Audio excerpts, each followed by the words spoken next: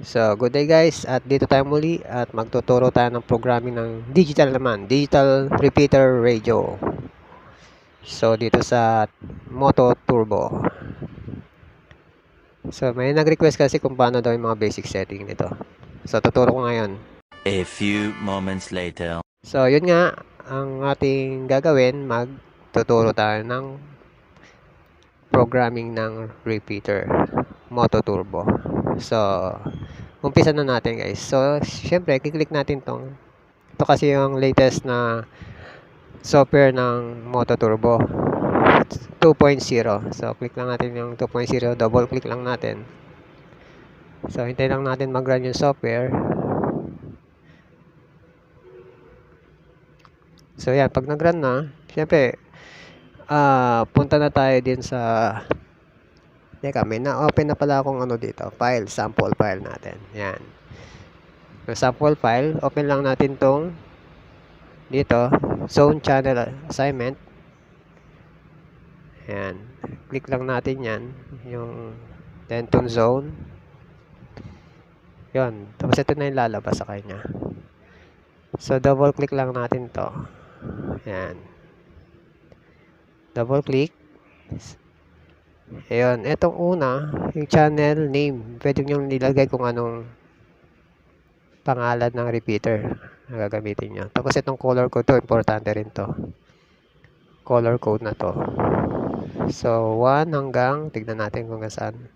Ito kasi yung parang pumalit dun sa tone natin sa analog, yung mga TPL, DPL. So, dito sa repeater, sa mga digital, color code na yung ginagamit. Yan, color code. So, yan, sample lang natin, color code 1. Dapat yan, sa mga portable na digital gagamitin natin, 1 din. Then, dito na tayo sa baba.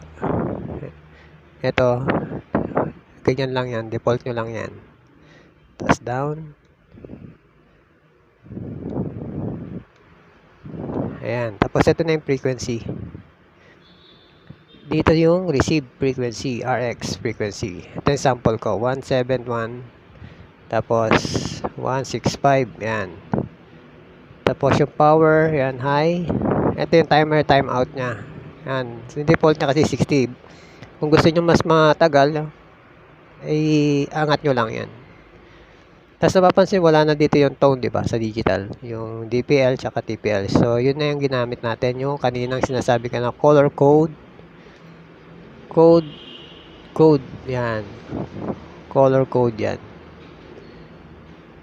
Yan. Pag nagawa nyo na yan, siyempre, punta dito tayo sa setting. Tingnan nyo yung mga setting na, tapos general setting. Yan, general setting. Ito lang yung alignment ko. Yan.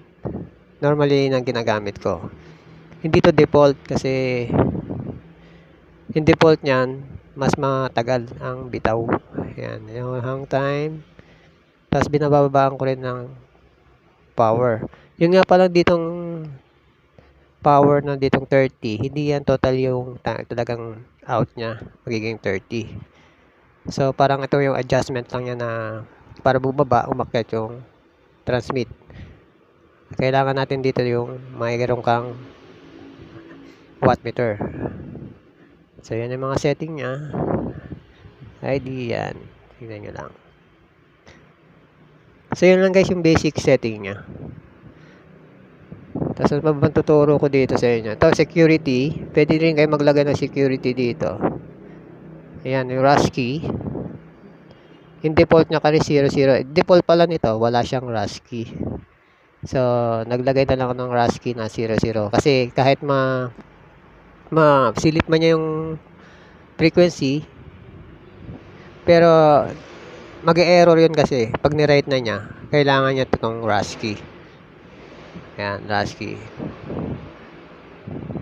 Ayan, hindi niya may edit niya pero hindi niya mara-write kung wala tong restricted as access to system yata tong ibig sabihin nito, rush key. Yan guys. So, sa susunod na video na ko na lang ituturo yung mga iba pang setting. kung ano man yung gusto nyong malaman. So, sa portable naman ang kailangan base, tuturo ko sa inyo paano gamitin yung slot 1, slot 2. Okay? So, hanggang dito lang muna guys at maraming salamat po sa inyong lahat. Thank you po.